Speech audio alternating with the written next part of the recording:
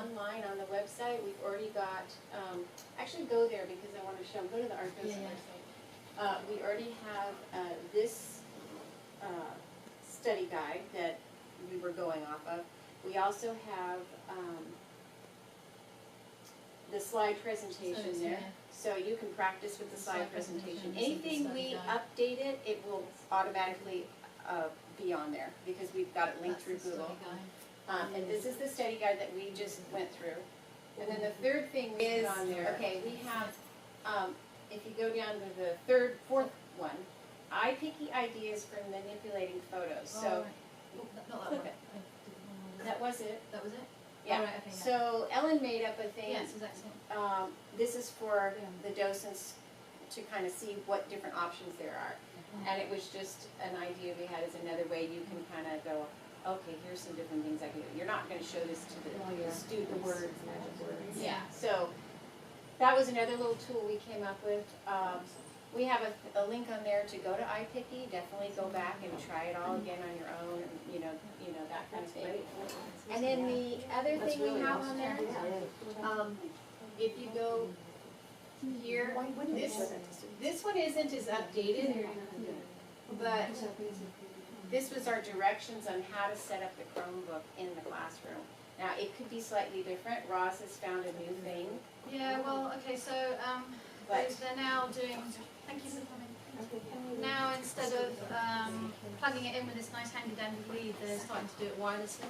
So not every classroom has it, some classrooms do. If they do, they generally know how to do it. But basically, it's this little icon here. You click on that icon, Casting it. and then it comes up with the classrooms. And if it comes up there are no class because we don't have it here. But it'll come up and it will be a, say your Blossom Hill, it will say BHS room 24. And then you click on that and then the teacher has to put in the code and then you can put it up on the screen.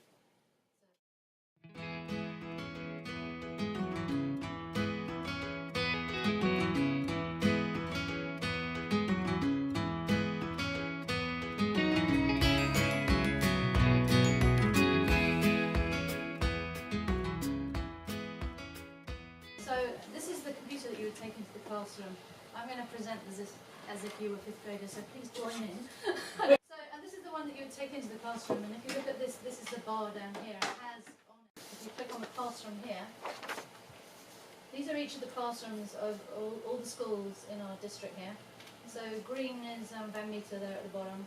So if you go to green, you'll see there an order of the teacher's last name, so Van Meter, Edwin, Gorman, blah, blah, blah.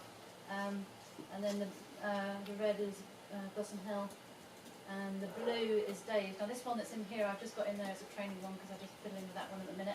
And Lexington's purple. We're going to be using this one here. Oops, this one here. And you'll see it says 0 students. That's because none of you have signed in yet. So I'm going to click on this to show you what I see. So as the this is what I see. This is the teacher's computer. Yours will look slightly different. So here's the presentation. Okay, wait for it to load up. And then I'm going to press this one to make it run.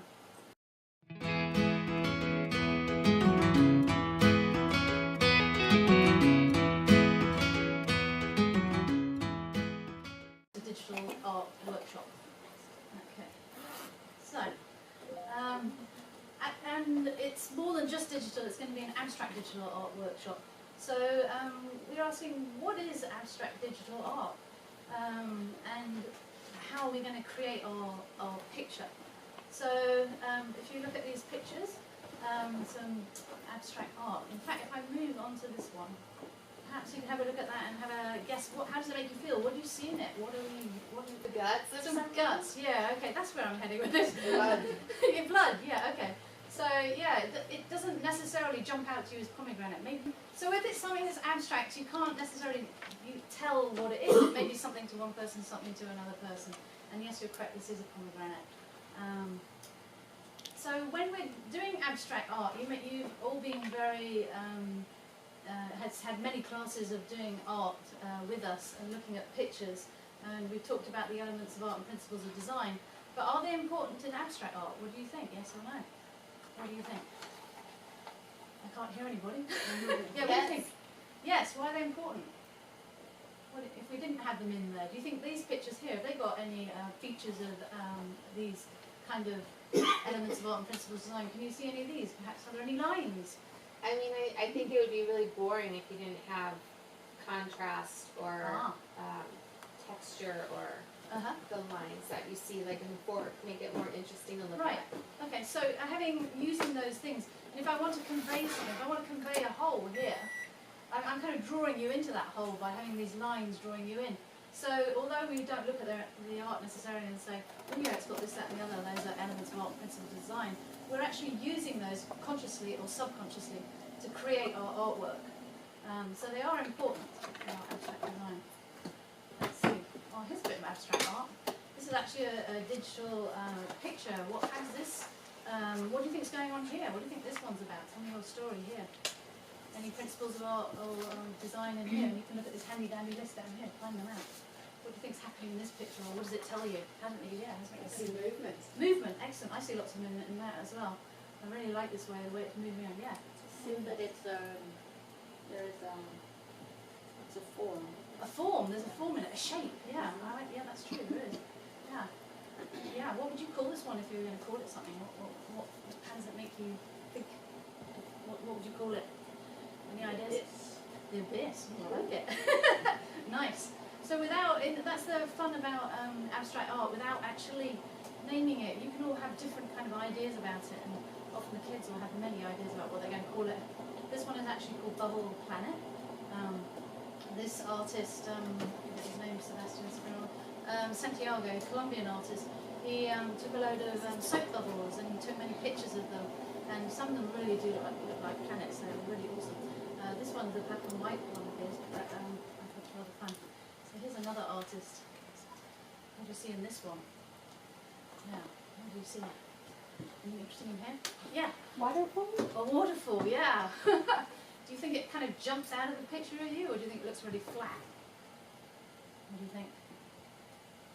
Yeah, go ahead. It's more supposed to transfer something of energy because the water Oh, is yeah. flowing and it's Some all energy. the way to the front, and you have this yellow in the back. Uh-huh. That makes it Yeah, I love that. Yeah, it's very energetic. There's a lot of movement in it, isn't there? And it's not just a flat piece. It feels like it's got something going in it. I think it's really wonderful. I like this picture. And this is another artist, an American artist, J.D. Woods, who takes a lot of pictures and digitally alters them to create the effect he wants to. And I think he's brought such vivid colours in, and there's a lot more movement in here than if you just like take a regular kind of snapshot, I think. Oh, I should mention the other guy. He sees beauty in science. He calls art is the science of beauty. I like that the wrong way around as a quote. You can check it out. Interesting. So, what are we going to do today? Well, here's a bridge in Vasona Park, which you probably all know, and just a regular picture. Anybody tell me anything about the perspective in that picture? Yeah. It looks a little like a little snail. Yeah. Can you see how all the lines are going to one point? We call that one point perspective because all the lines are going into one area. So it's kind of neat like that, but I think we can make it more interesting, and that's kind of what we're going to be doing. So we're going to choose an area of that picture to make into our digital art. So I chose this area of the picture because I have an idea in my mind, and when you choose your picture, you're going to get 4 choices. I want you to have an idea where you're heading with that. Do you want to make it a creepy picture? Do you want to make it a planet picture? Do you want to make it a science? Where are you going with that? So have an idea of where you want to end up. So which part of the picture you're going to choose. So I chose that one. Let me see, what did we say? Well, so the emphasis has changed just with that simple crop. Remember, everything was going into the center. Now it's kind of going along the side. Do you see any of the principles of design or elements of art in there? Anything there? Nothing? Yeah, what do you see? Lines? Lines, yeah. Lines. Pattern. Negative space. Negative space. Okay. Negative space between the bars. So I took this piece of this picture here and altered it using the program iPicky, which we're all going to be using in a moment, and created this, which, well, what do you think? How do you like it? What does that picture say to you? Does it tell you anything more than the other picture? Yeah, what does it say to you? Reminds me of speed. Speed, movement. Oh, cool. I like that. Yeah, yeah. Yeah, what else, what did I use here to create that kind of speed, as you call it? See the lines, I use the lines, I emphasize the lines, yeah? And using the perspective, really cool. So I was thinking about this, and I wanted to create it like speed, and it's still a bridge. I know it's a bridge. I can tell it's a bridge. So it's still not quite abstract because I can tell it's a bridge, but some people may not know that. So I decided to call it a bridge to the future because to me I'm heading somewhere. I'm not sure where, but I'm going somewhere. So, but if I hadn't have used any of these principles of design elements of art, it would probably not have looked so dynamic. Maybe it would, maybe it wouldn't. I don't know, some people like to totally disregard them, but I think it's fun. I'm not saying I was necessarily thinking about them because I innately use them, as you will as well. Okay, so then I took that picture and I decided to change it a bit. Make it perhaps a little bit more abstract. And, I don't know, what do you think of this picture? An idea where I was heading with this picture, or where I thought, yeah. More like something that makes you dizzy, or like Makes you feel dizzy, yeah. like it looked like Alice in Wonderland. Alice in Wonderland, oh, going through the hole, yeah, I like that. Yeah, so the lines before, remember, were straight, so I had straight lines. These lines are curved. What do you call curved lines in art? Yes, what do you call them, yeah? Organic lines. Organic lines, yeah. So I made it more organic, and maybe by making it more organic and more, the lines less precise on where they're going, maybe it's a little bit more uncertain. So that's what I called it uncertainty, because now I'm not sure where the future is. I'm not sure quite where I'm heading with that. But I'm thinking it's cool. So then I decided, okay, well, I'm going to just alter it a bit further. So I altered it a bit further and ended up with this. So this was the same picture, and I just carried on altering it. And I think I've gone a lot more abstract, would you agree? Yeah, okay. How about this picture then? Any ideas what I was trying to get at with this, or what do you think it's, what might it, yeah? There are more texture. More Looks texture. Like a wall. Yeah, I think more texture. Doubled. It's what? It's double. It is doubled, yeah, you can see, yeah, there's double, yeah, it is, yeah. Those are some cool effects that you can use in iPicky. So, yeah, more texture, and more lines and more curves and a lot of things. So, this one actually I called Material World, because for me it's kind of like material, and it's got that texture. And when you see all of these together, you'll see they are quite different, but they all originated from the same thing. So when you choose your picture, you only have a choice of 4 pictures, but it doesn't really matter. I got all those 4 different things from that one picture. And in fact, I just continued to manipulate it in order to get those different effects on it. So now it is our turn to have some fun. Are you ready? Yes. Excellent. Good, good, good.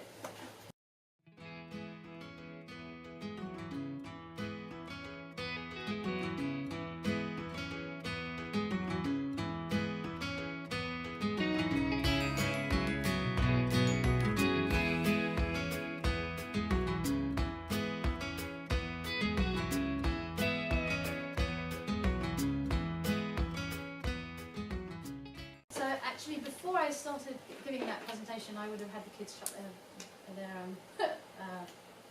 laptops. Thank you. Okay. In order to get out of this, you hit escape on the thing. Okay.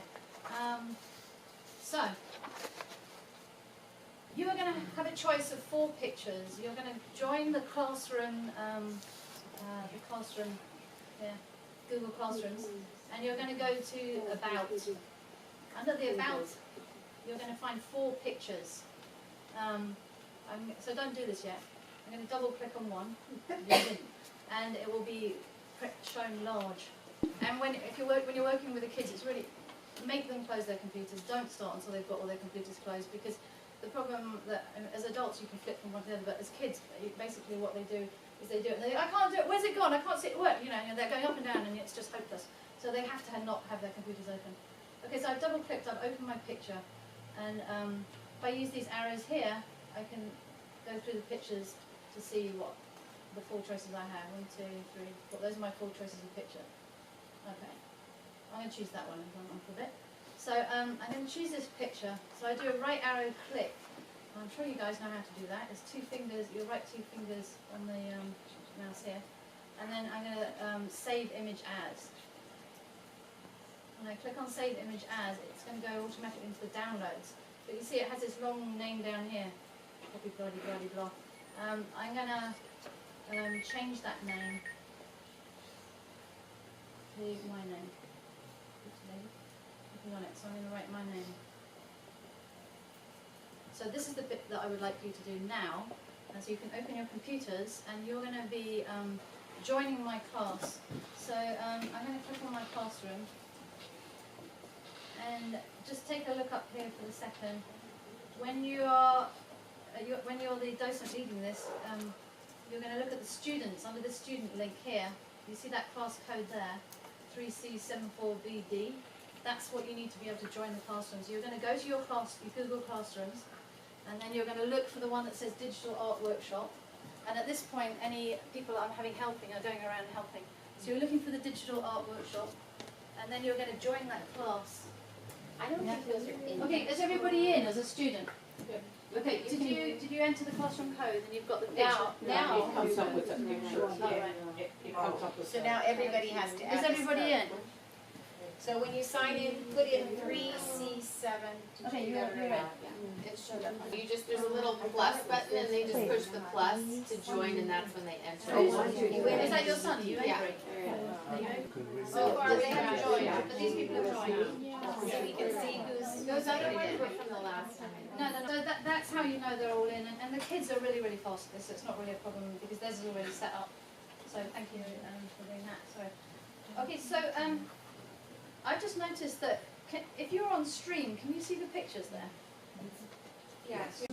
Okay, so you're on stream. You're going to click on one of the pictures.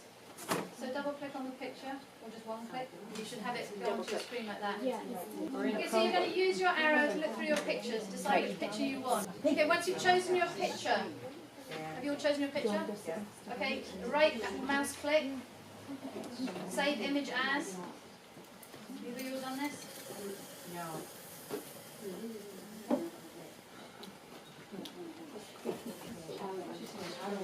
And then name it. Okay, so you all should have a picture now. Has everybody got a picture? Yeah, but I have a Chrome browser. Okay, raise your hand which up the picture yet. You'll just put your name. And I'm going to click save. Okay, so there it's showing me that I saved the picture successfully. Okay, and then I'm ready to start with my iPicking. So, okay, you guys are going to tackle your computers, and that's the term that they know, which means go like that, don't close it, put it down. Taco. That, Taco your computer. So that means that close the, it part way. Yeah, like a taco. like a taco, yeah, There you go. taco, so. Taco. Tacos. Okay, you're going to open a new tab, and then they're going to write in iPicky, and I would write that on the board, IPS, like that, and then enter. And it's a free online photo manipulation website, so it has different adverts, so it depends how it comes up. That's how mine's looking today. So I'm going to click on Start Editing.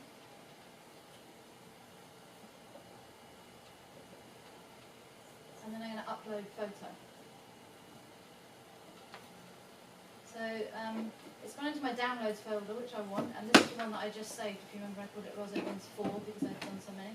And I'm going to click on it, and I'm going to just open. Bingo, here's my picture. So these adverts are all different down the bottom, just ignore them. Right, so there's three things that we want people to do with them. The first thing is that they need to make their picture black and white. So in order to do that, I'm going to click on the magic wand here and click black and white. The picture goes black and white. I must click apply. If I don't click apply, it won't stay black and white. So, but if I just hit, it won't stay. So I have to click apply. Okay, so now I've got my pictures black and white. The next thing that I need to do is to crop it, and that's under the camera here. So I'm going to go to crop. I want my picture to be 4 by 6, so I'm going to go into constraints here and go 4 by 6. I have to hit the scale button here, otherwise, so that it keeps the scale correct. And then again, if I just move off, it's disappeared. So I actually have to. Sorry, yes, there we go. Okay, I can pick up my box, I can move it around, so I can choose whichever bit I want. I want to choose a bit with contrast. I can use the corner things to make it smaller or larger, whatever I want. Okay, I think I'll choose that bit. Oh, maybe I want to change it the other way around. I can click on this arrow here, turn it the other way around. Nah, don't like that bit. Nah, don't like that bit. Okay, I'll choose that bit. And then I have to hit apply, otherwise it will disappear again. So that's the bit I've chosen.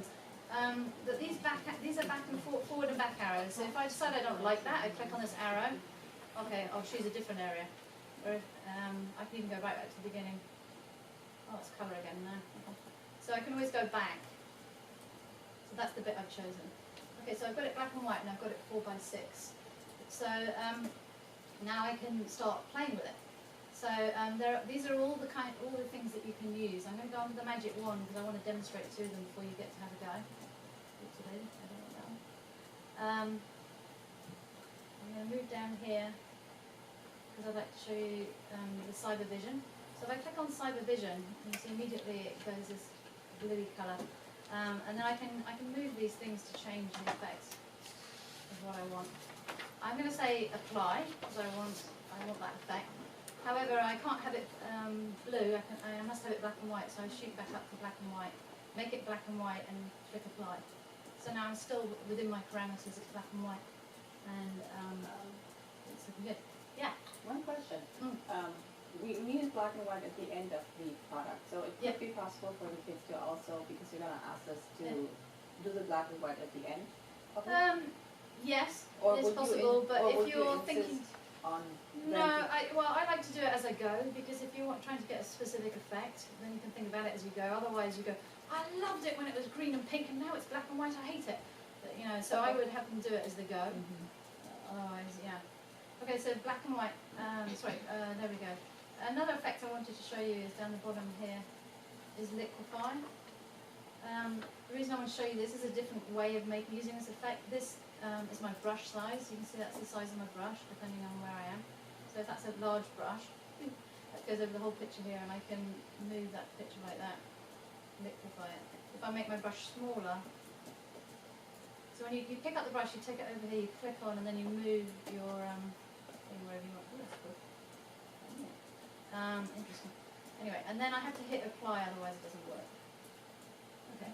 So you can use any of these. There's just two things you can't do. Anything that you see that has this kind of figure on it here, if you click on it, you'll see it says sign in. We're not signing in because we're not joining this website.